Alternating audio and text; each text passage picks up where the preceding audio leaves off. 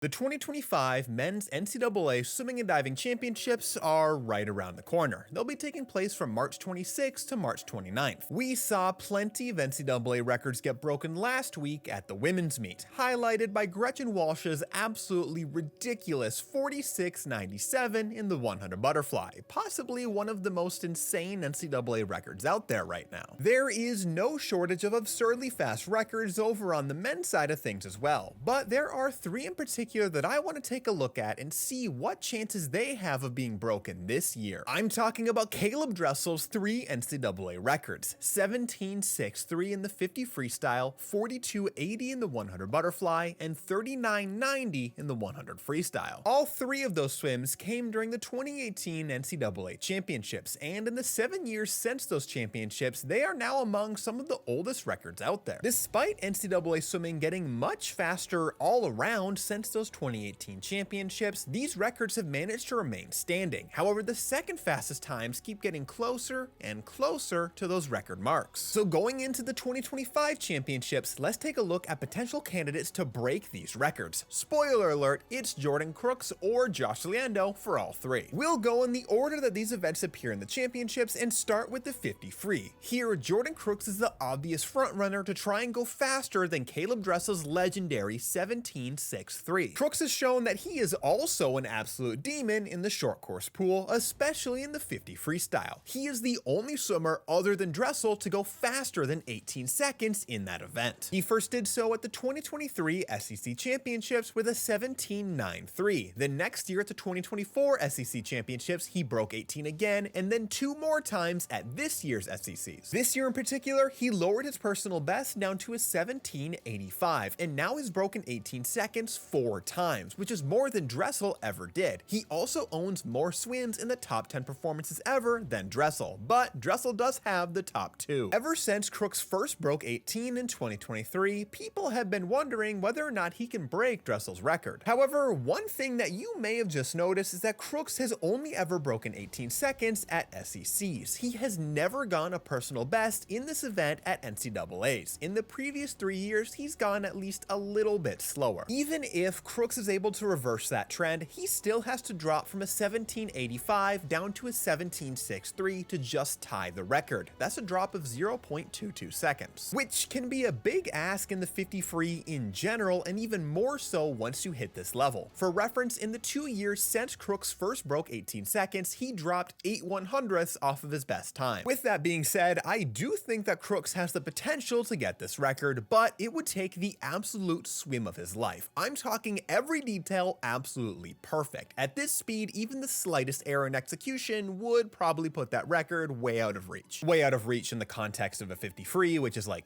0.2. Moving on to the 100 butterfly, when Caeleb Dressel set the record of 42.80 back in 2018, it was almost a full second faster than the next fastest performer, Joe Schooling, in a 43.75. The rest of the world has gotten considerably faster since then, with the next fastest performers inching closer and closer to that 43-second barrier that so far only Dressel has ever managed to cross. The closest call so far is Josh Leando with his blistering 43.07 from last year's NCAAs, and now he sits right within striking distance of 42.80. Leando has two data points that work in his favor when it comes to his ability to go faster this year. The first is that he's been on a pretty consistent improvement curve through his first 2 years in the NCAA and looks to be on the right trend to continue that. During his freshman and sophomore years, he swam personal best at the NCAA championships of 43.40 and 43.07. Both of those were time drops from the 44.11 and 43.89 that he swam at the SEC championships in those respective years. Which brings me to that second point. Leando is pretty good at going fast at SECs and then faster at NCAAs. He's consistently dropped time from one meet to the other, which makes his potential this year extra interesting because he just clocked his fastest ever swim at the SEC championships in the 100 fly with a blazing 43.23. In 2023 and 2021, he dropped 0.71 and 0.82 seconds in his time from SECs to NCAAs. If he does even half of that in 2025, well, that's a new record. Another thing to look at is Leando's insane butterfly leg from Florida's NCAA record-shattering 400 medley relay from SECs. Here, he ripped a monster split of 42-12 on that butterfly leg. Now, here is something interesting to consider. Leando did that with a reaction time of 0.22 seconds for his relay start. During his 3 individual finals at the same meet, he had flat start reaction times of 0.62, 0.63, and 0.64, which of course gets us to an average flat start reaction time of 0.63. Now, if we add the difference in time between his flat start reaction time and his relay start reaction time and add that to that relay split, we get a time of 42:53. Now, that's not how it actually works because there's other factors that might contribute to a swimmer going faster on a relay. I know that. If anything, it just serves as a point of reference for how insanely fast that butterfly split is. And the more I look at Leando in this 100 fly, the more I think that he might have a great chance of breaking this record. We've talked about Jordan Crooks and we've talked about Josh Leando. Now let's talk about the event where they might both be equal contenders to break the NCAA record, the 100 freestyle. Until Leando started putting that 100 fly record on notice, I was certain that this would be the first of these 3 Dressel records to fall, mostly because of the NCAA schedule change that has happened since 2018. In 2018, relays were also prelims and finals events just like the individual swims. This meant that Dressel had to swim prelims of all 4 relays he was on and go pretty hard in order to get Florida into those A finals. Ever since 2020, relays have been changed instead to timed finals events, which means that the extra swims that Dressel had to contend with are not a factor for today's athletes. The reason why I think this would impact the 100 free more than anything is because it's the event that's on the last day, which means at this point fatigue catching up with Dressel could be a real factor, making this record that much more vulnerable. I was tired.